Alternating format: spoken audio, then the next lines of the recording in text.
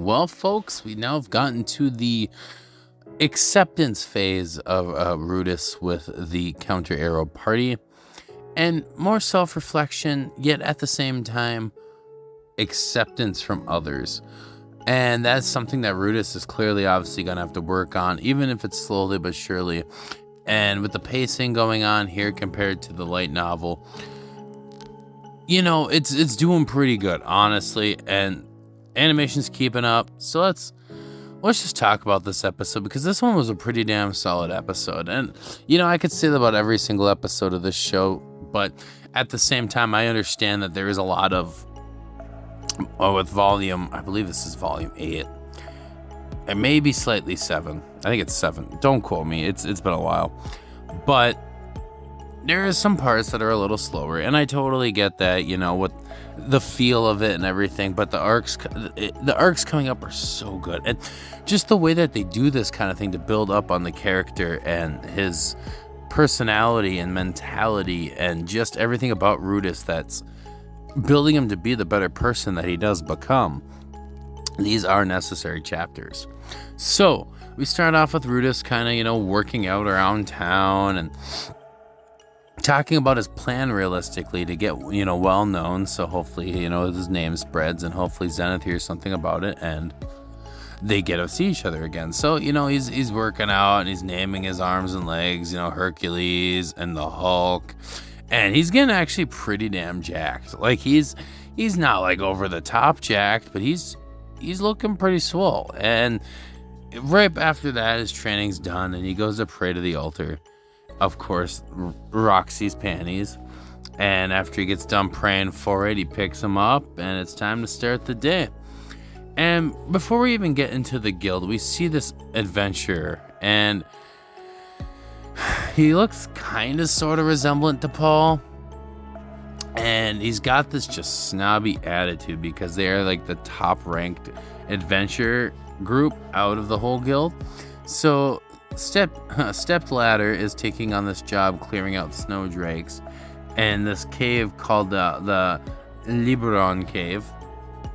And you know what, that's like a slight context clue to like keep in mind for later on.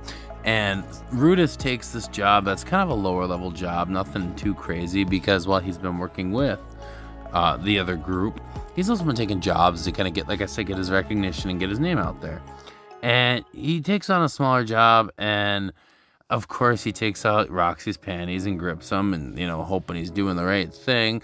And of course, while he's doing that, I don't know if he realizes it or not because he's such in a trance, but he's got, you know, the adventure counter lady and another lady that's another adventure randomly.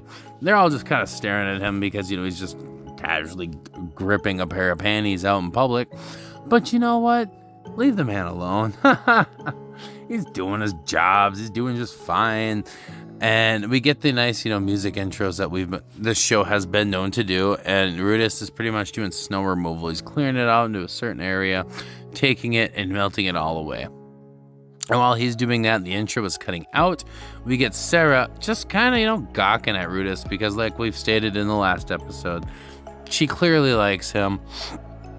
Just had to build up that trust and enough of a reason to trust him, because obviously with the name and the heritage, she's a little iffy. But she asks if he wants to take a job with them, and, you know, Rudis pretty much just goes and asks, you know, well, you know, when is it? And she goes, well, you know, if you don't want to, you don't want to, don't even bother. And he kind of realizes how condescending that sounded. So, you know, he runs into the rest of the guild and they ask him, or the rest of the group, and they ask him, and of course he joins. And we go down to these caverns that are beneath the earth, and they're looking for those Arctic dragon scales, or not the Arctic dragon, they're wyverns. But either way, they're looking for the scales, not actually trying to fight them. And Rudis notices on the wall a nice statued silhouette of Kishirika. And of course, you know, he's like, you know, I think I recognize that. And, you know, the nice, beautiful demon god that gave him his beloved eye, which coincidentally right before comes in handy because while he is crossing the bridge. We get to see him finally use it once this season, and Sarah's about to fall off the bridge, and Rudis saves her, but at the same time, he also gropes her tit. Tit for tat. But they get down there, and they're collecting scales, and Rudis, scouting the area, and one of the wyverns come, and it's supposedly for travel. However, one or two of them start to come towards them. So Rudis is on the offense while everybody kind of escaped, and he's like building walls and shooting ice arrows and icicles and just trying to stop them down. And right before he could really, figure out what to do while realizing everybody got away, Sara shoots an arrow at one and just destroys it. And it's like I said, the actions in this season are so good because unlike last season, which was more or less physical combat, this one's like party turnstile combat with a lot of magic too, and it just looks so dang good. And we get Timothy coming out here with a flamethrower, and that looks just solid. Whether it does much or not, hard to say. But while he's doing that and watching everything and smiling, Sara tells him to get his head out of his ass and just fight these things. So he does. And right when that's happening, remember that little foreshadowing I told you about earlier with Dingle Fritz from the other guild? Well, he's there, and he is chasing them down and attacking them, which they kind of just agree, let's just take them all together. However, he doesn't like that, and he punches Timothy right in the face and tells them, it's not cool to steal somebody else's job. However, we find out that the cave that their job is in is supposedly a day's journey from where this cave is at. So they clearly did not take the same job, believe it or not. And we come to find out that the cavern there and there are somehow linked now underground. So you got that going on as well, which could or could not be a thing for the future. We go to the guild, and Rudis is finally celebrating with them because apparently he never does. And they call it all lucky, but Rudis acknowledges that they saved him, even though he's kind of sucking face, or kissing ass, saving face, not sucking face. And Mr. Drunko, the other guild adventurer, comes stumbling up, and he's like, Timothy, you're kind of a pussy. Suzanne, you're all right. Rudis, I hate you because you're freaking hiding something, and you're running from something. You're not enjoying life. You're faking that smile, and I hate your face. And pretty much that's kind of where it ends. His buddy finally pulls him away and tells him not to pick on this kid, while everybody else in the group's kind of just quiet. Like, obviously, that's a weird situation. So the next morning we get up, and he's there.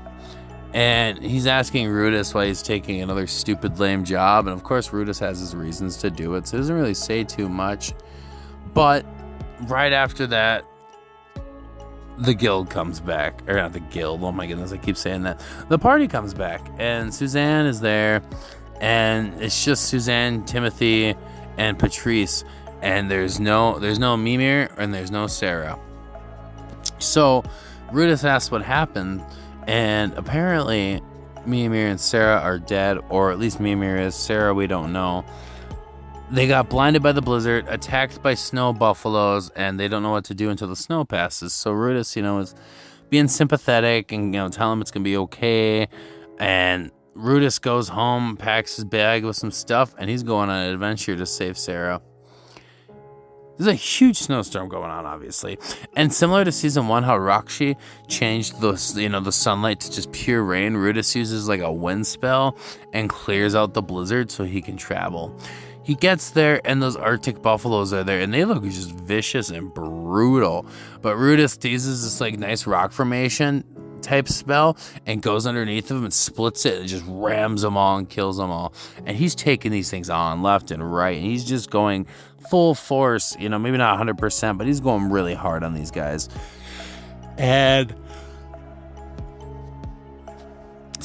while Rudis is in there freaking taking on this, he finally gets to this pile of bones, and he finds Mimir's severed body and takes a piece of it and wraps her all up. And then he sees Sara's arrow, and we get this nice reflective scene of her earring in Rudis's eye, showing the fact that not necessarily a romantic option, but he's starting to care about her, and they could have been friends, and they were so close. And while Rudis is burning all the corpses and everything, he looks to the right, and there's Sara just entrapped in this magic tree. So Rudis goes over and he's fighting to get there because this tree is attacking him left and right. But Rudis is doing flips and he's freaking doing these nice fire spells, and they just look tight as hell, may I add. But Sara's bound up by the waist, by the chest, by the wrists, so she's pretty occupado. And Rudis comes in, saves her, jumps off the ledge into the water, gets out, and there he is. We get to a cavern, and Sara's pretty much just in Rudis' undershirt and her undies, and Rudis is using a heal spell on her, and she kind of just realizes what is happening. And after Rudis heals her, she gets her clothes on right away, and they kind of just have small talk, and he gives her his jacket, so he's just in his t-shirt and shorts. And right as Rudis is walking away, she's about to reach for him and stop him, but she misses and grasps her hand and stops him by telling him that she is glad that he came to rescue her. But Rudis, on the other hand, is really happy that he rescued her, but he almost feels saved in another way, because like the other guy said, he half-asses everything, and this time he went full through because he knew, well, quote-unquote knew, what it feels like to be left from Iris, but we all know about that. And so he feels more complete in everything, and they get back to the town where Suzanne and the guild, or oh my goodness, the party are at, and she's like, oh my gosh, Sara, is that you? And, you know, she tells him that Rudis rescued him. And right before Suzanne can really get mad at him for going out by himself and being reckless like that, Sara comes up to his defense and says, there's no way to talk to him. He rescued me. Clearly doing a 180 from what we had seen from Sara just a few episodes ago. Total personality change, total tsundere, but it works and it's effective. And while that's happening, Timothy's crying because he saved them while Timothy thought it was all his fault from separating, and he's trying to take all the blame for it. Even though it's clearly not 100% his fault at all, he feels like he owes Rudis now. But Rudis knows inside that these guys, without even knowing Counter Arrow, has saved him in the last few months more than he wants to admit out loud, even though he has in his head. So he tells them, you know, you guys have done enough for me now. It's okay. Let's just keep partying on and doing our thing. And after that, they kind of walk back into town. And Sara's got this nice smile on. And she tells Rudis he'll see him later. And we get a nice Aishiteru mouthing from Sara to Rudis, which is going to start something coming up here.